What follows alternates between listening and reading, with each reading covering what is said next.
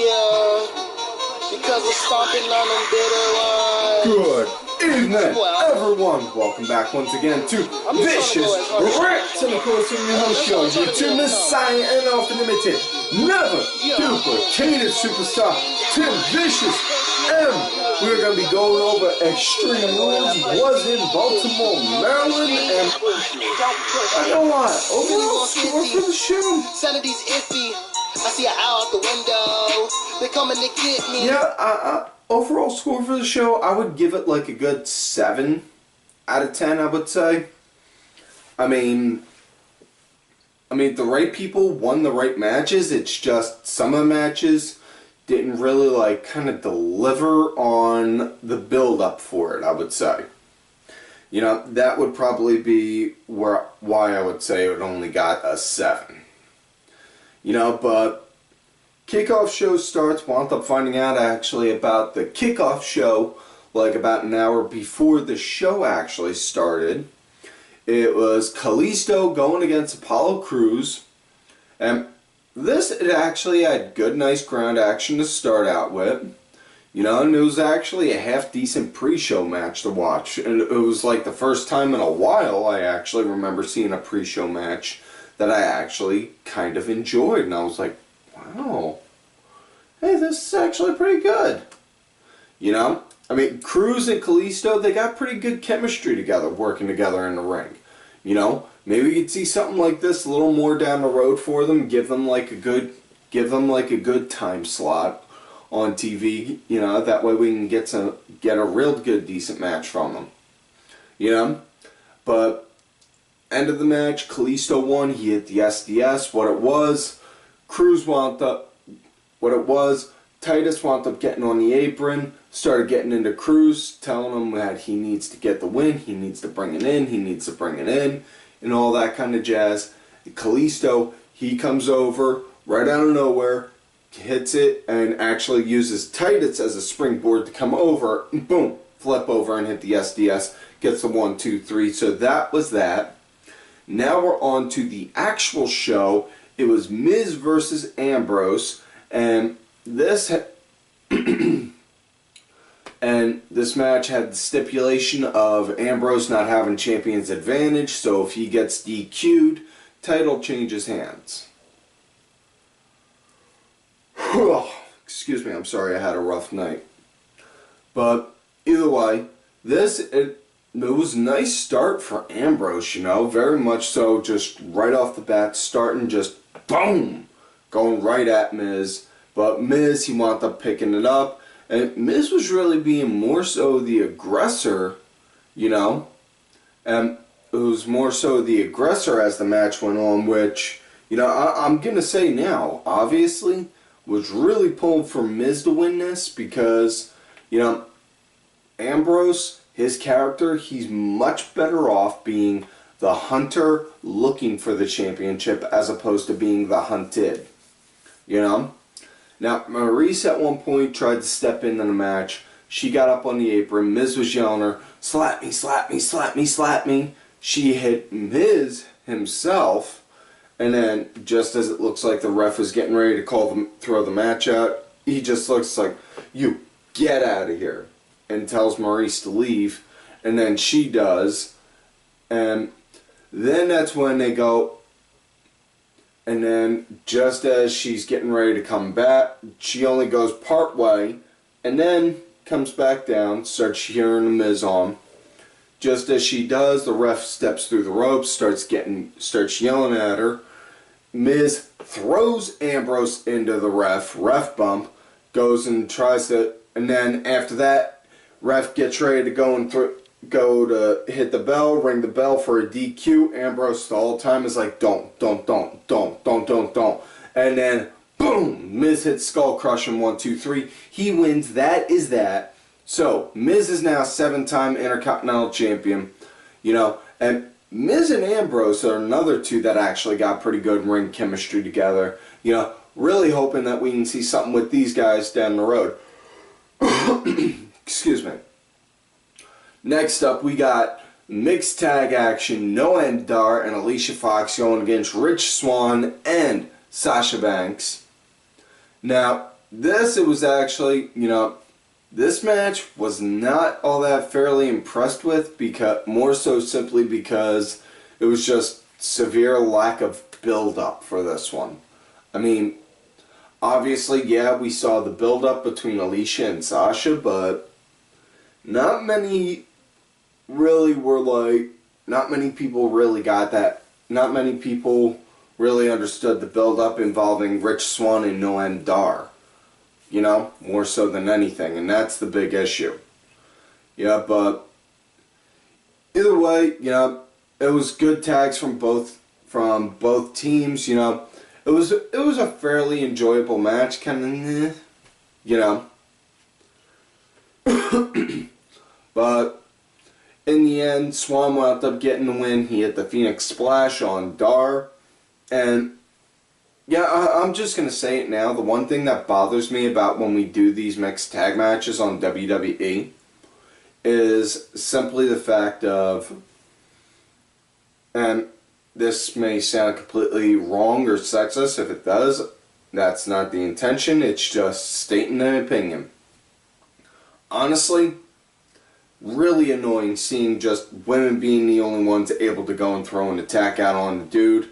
And not saying that I condone violence like that, but if you're going to have this kind of a match, you need to be able to have both parties from both genders being able to hit each other.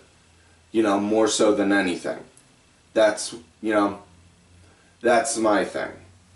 But either way, that was that match. Next up, we got Bayley versus Alexa Bliss. Singapore Cane on a pole match. Somewhere out there, Vince Russo is just continually typing, saying, I didn't have anything to do with this, bro. Bro, I swear I didn't have anything to do with this. This would help, though, bro. Trust me, bro. I know this, bro. I wrote the Attitude Era, bro. I created the Attitude Era, bro. But either way. This match was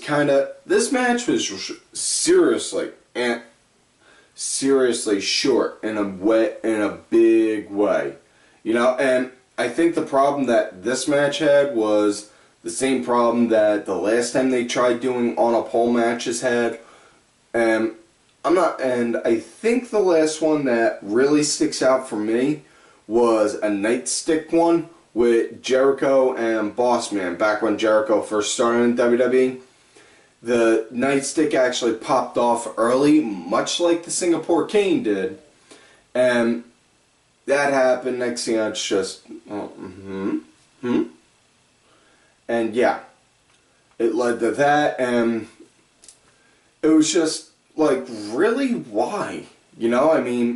They could have done so much better with this instead of making it instead of making a Singapore Cane on a pole.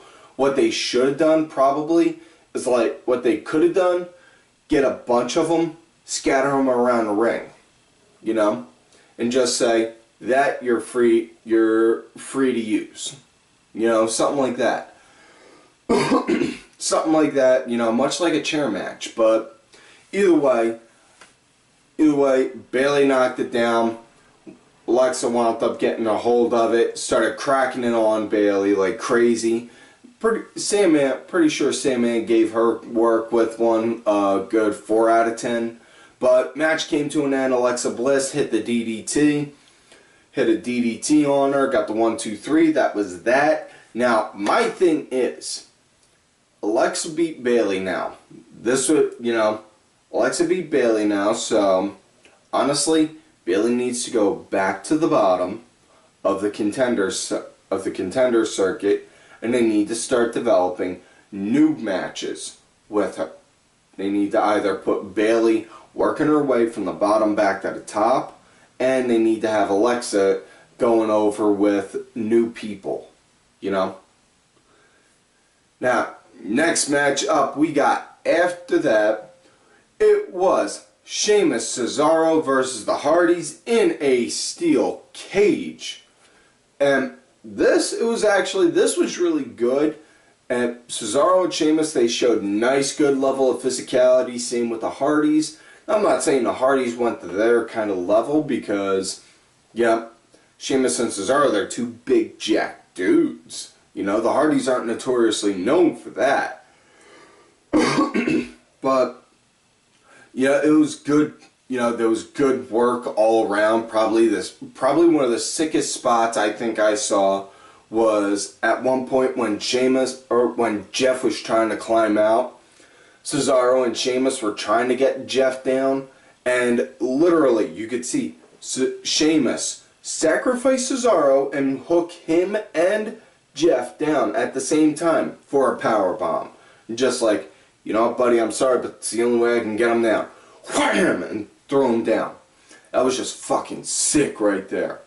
But at one point, Jeff did get out of the cage, so it was just Matt that was left to get out for the Hardys to retain. Matt put up a decent fight. The number game was starting to get to him.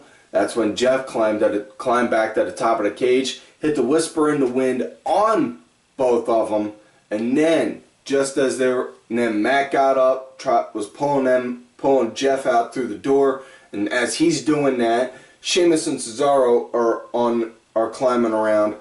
Now they drop down first, so Sheamus and Cesaro are the new winners. Matt and Jeff lost. This is truly the perfect opportunity to introduce the broken gimmick now, because they lost their titles that they came back into the company to win and to show that they are.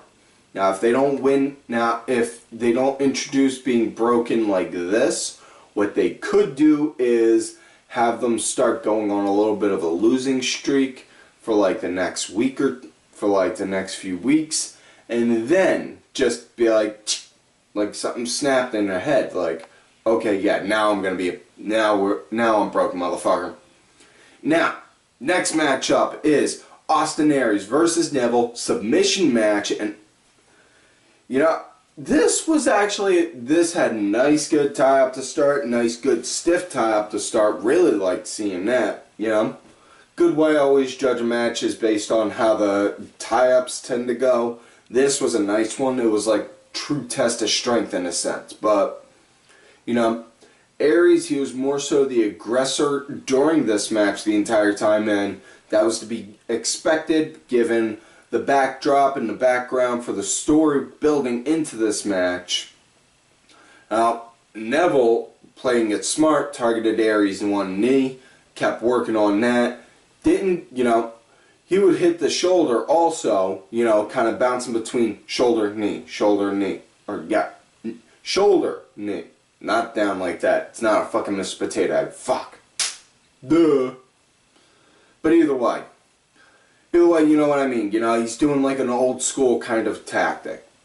You know, but now both guys were hitting each other with their moves, and they were hitting them something fierce, and it was to the point to where at one time Neville wound up Neville had the last chancery locked in on him, and it looked like he was legitimately gonna tap, and it wasn't like he was trying to pull the ref over. He was like and he clawed himself over to the ropes, and to the point to where he got outside of the ring and then started tapping so that way just the ref would say, hey, Austin, you gotta let go. It's not in the ring. I can't do it if it's in the ring. Come on. You know? So he got that, and then after that, Neville, boom, started coming back on the offense, started working on him again, and match came to an end. Neville wound up hitting a red arrow, and this was probably the sickest looking one I've seen him do yet, because the way he just landed with so much authority. Like, you normally, yeah, obviously you hear the ring bounce when he does it, but this time you heard like impact, like meat on meat, like that, along with the ring bounce, and then he locked in the Rings of Saturn. And you could see Aries with his arms wrapped behind his back, like, ah! Tapping out. So yeah, Neville won. Now Aries, he needs to be out of the equation now for Cruiserweight contenders. You know? What they need to do now is to introduce some new ones. Introduce someone new to try and get the title off of Neville. You know? Now, That being said, though, now we're on to the main event of the night. Fatal 5-Way, Extreme Rules match. Yep. And I say this all the time. Personally, I'm a fan of if you're doing a match with 2 or more people, you know, one-on-one style, you need to make it you should do an elimination just to help build some more tension. But Bray Wyatt versus Seth Rollins versus Samoa Joe versus Finn Balor versus Roman Reigns. Now, no Demon Finn on this one because everyone thought, oh, well, it's a pay-per-view. Finn's going to do the Demon gimmick. Not on this one, you know, so it's all good, you know. Think of it like this. Finn only does it for when it's really needed, you know, more than anything.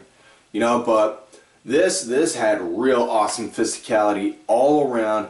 Definitely dug all the action. Was really especially liking the fact that, you know, Samoa Joe and Bray Wyatt were starting to make like a nice little team up right there at one point, clearing house on everyone, you know.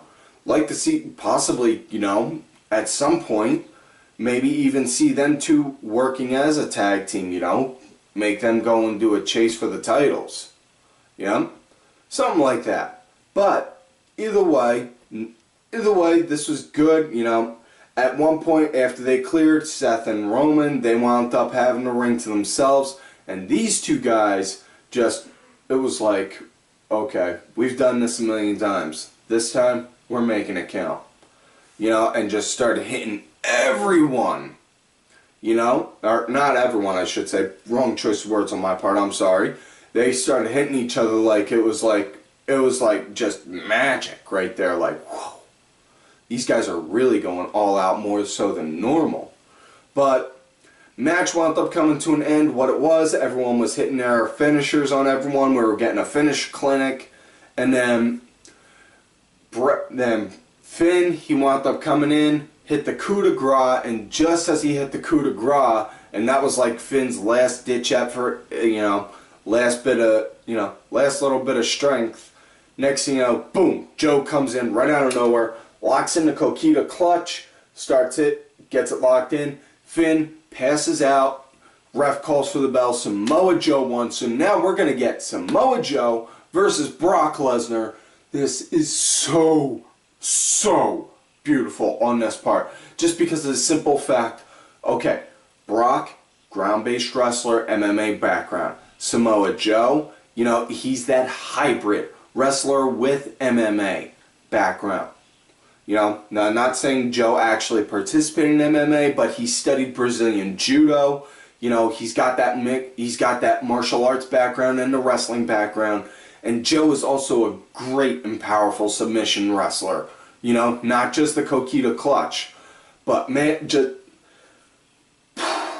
this is going to be one hell of a match coming up.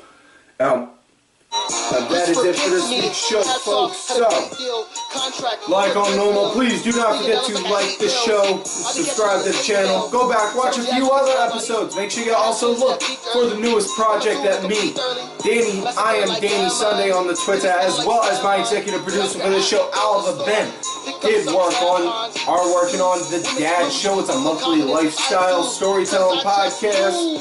You know, info on that will be in the comments or will be in the description box. Also, do not forget to follow all of these cool ass cats right here on the Twitter. Axel Mulligan, make sure y'all check out Axel's newest project for Wrestling Review. We talk about British and European wrestling. Sunday Segue, Simply Sabrina Craig, he has on Aaron_Deborah. My executive producer who provides the music for this week's show, like I said, Oliver Ben. Make sure y'all check out his music. It's on iTunes, Spotify, and such. Details are in the description box. Also, hit him up for one of these Ollie Ben shirts. Make sure y'all show some support. As well as my client, Bronx Bitch Forever. And, folks, like I always tell y'all, you love me great, you hate me. Fuck you.